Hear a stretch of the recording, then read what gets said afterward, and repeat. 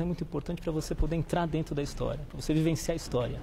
E eu procuro fazer com que a pessoa se sinta dentro da história, como ela fosse não apenas estivesse lendo um livro, como ela estivesse lendo um filme. Eu acho que os escritores atuais, mais modernos, eles procuram fazer, porque como a gente vem de uma geração mais de ver filmes, você vê muito mais filmes do que ler, você precisa ter essas imagens, você precisa ter essas coisas mais fáceis para você poder pegar e se situar no lugar, estar no lugar. E eu procuro fazer dessa forma que a pessoa se sinta dentro da história. E é isso que envolve também o leitor, né? Muito. E a pessoa vai querendo, não quer parar de ler, vai ficando, acho que isso que é o gostoso. Existem uns livros realmente, né? Acredito que é o caso desse também, que a gente não consegue nem apagar a luz, eu preciso dormir. Não quero, eu quero continuar, mais uma, mais duas páginas. Justamente quando tem essa veia de mistério, né? Exatamente. Que é muito interessante. E é todo o envolvimento que você tem com a história. E também depende do momento que a pessoa está vivendo. Ela também entra na história e começa... Tem uma amiga que estava lendo aquele filme Amar, Beber e... Sim, como é que é mesmo? Comer, rezar e amar. Que ela estava num momento difícil no casamento, ela começou a ler, ela resolveu jogar tudo pro ar, separou... Porque ele foi para a Índia. Não foi para a Índia, foi para a Itália. Ela foi para a Itália e até hoje não voltou. Ela começou como comer, então. Exatamente, ele não voltou até hoje. Mas como aquele livro foi importante para a vida dela. Ela largou tudo e resolveu, era uma mulher nova, resolveu viver a vida dela. Como a leitura também é importante. Isso deve ser muito bom, né, para o autor, né? Escrever uma obra sabendo que aquela obra inspirou tanto aquela pessoa a ponto de repente, dar um rumo diferente para a vida dela, né? Que mexe com as pessoas, né? Isso que é importante. Acho que a diferença de um livro para um filme é isso. Quando você vai ver um filme, você está predisposto a ter um entretenimento de 2, 3 horas. Um livro, às vezes, você fica 10, 15, 1 mês, 2 meses, 3 meses, que ele faz parte da tua vida, né? Aquele livro de cabeceira, você viveu ele durante 3 meses, 2 meses, 1 mês. Isso aí é que é o gostoso, né? E é muito bom realmente que a gente tenha livros que resgatem, né, da juventude principalmente, o gosto pela leitura. Porque como você comentou, está sendo muito comum livros de ficção principalmente se transformarem em filme e fazer muito mais sucesso em forma de filme do que de livro, muitas vezes. Olha, para mim seria um sonho se isso acontecesse. Você imagina? Quer dizer, dar um filme com certeza e com lugares, com locações incríveis, né? Seria uma maravilha. Já precisou sentar no cinema e já ver o letreiro anunciando o próximo filme de Luiz de Longo, autor? Aguarde o final da trilogia. Aguarde o final da trilogia? Mas aguarde o final da trilogia escrita, né? Que daqui a pouquinho você vai fazer. Você já começou a escrever? Já comecei a escrever. Eu estou só... final que eu estou um pouco vendo para que lado que eu vou tomar. Porque é como você disse, é um filho. E eu vou dar um final nesse meu filho, que é uma trilogia. E eu preciso ver que final que eu vou dar para ele. Se ele se comportar bem até lá, vou dar um final ou não, depende. Estou nessa fase final. E o trabalho de pesquisa também é extremamente importante para um autor, né? Para um escritor.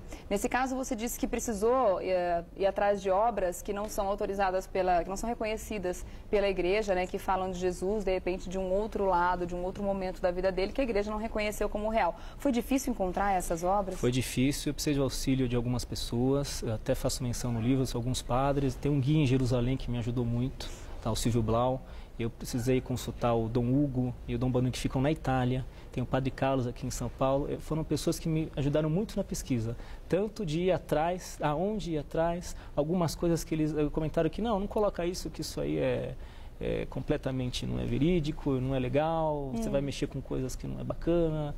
E eles me deram um raciocínio para eu seguir, e muitas dúvidas eles me tiraram, que a gente fica com muitas dúvidas, né? E assim, o bacana de eu ter ido a Jerusalém, no caso, foi que muitas coisas fora do livro, dúvidas que eu tinha do cristianismo, eu consegui tirar vendo nos locais.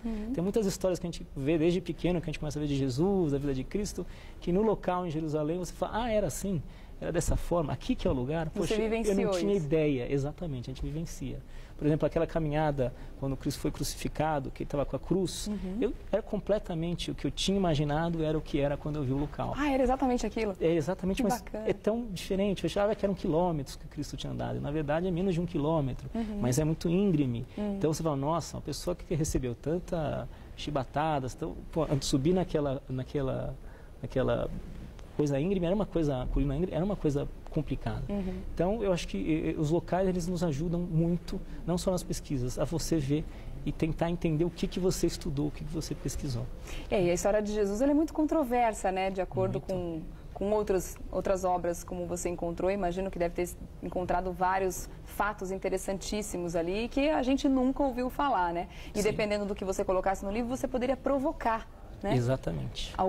Essa ou outra religião, né? Exatamente. Foi esse cuidado que você teve que tomar. Muito. próprio tecton, porque a Igreja Católica, os cristãos, eles não reconhecem, para eles não existem esse artefato, esse objeto que Cristo teria supostamente feito.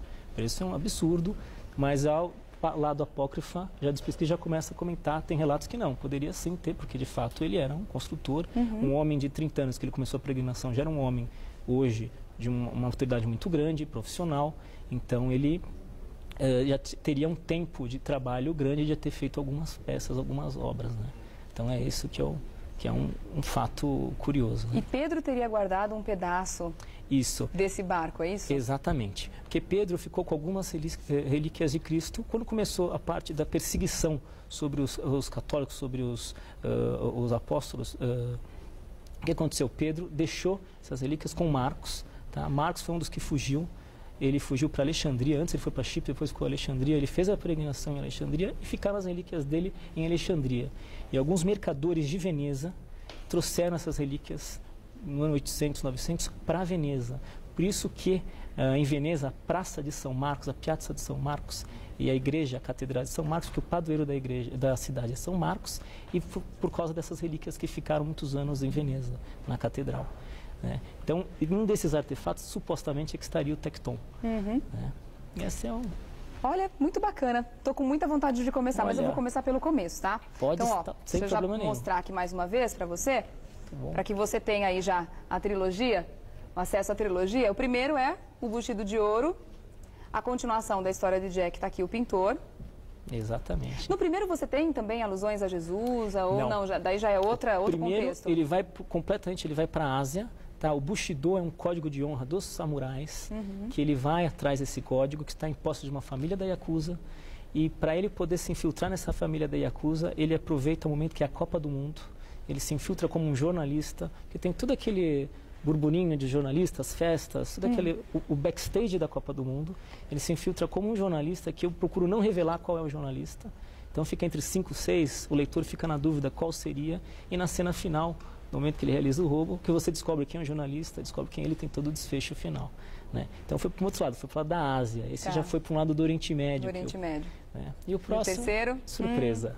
O próximo eu espero vir aqui te contar. Tá bom, eu vou te colocar agora numa situação complicada, que já tem nome, o terceiro ou não? Já tem nome. Já tem nome? Pode falar ainda não? Posso falar. Pode? É o pintor em canvas. Ah, tá. Canvas. Beleza, maravilha. Muito Quero agradecer demais a sua presença aqui, Luiz de Longo, escritor. Assim que você fizer o terceiro, pode fazer contato com a produção e vir contar pra gente aqui como é que foi a experiência de escrever mais uma obra de ficção. Muito obrigado pela oportunidade para poder falar do livro. Para mim foi uma honra, um prazer estar aqui. E você é muito mais bonita pessoalmente do que pela televisão. Muito obrigada. É incrível. Eu fico vermelha. Obrigado. Obrigada, querido. Até uma próxima. Sucesso aí com seus livros. Obrigado. Tchau, tchau. Muito legal. Bom, agora eu vou falar de uma coisa extremamente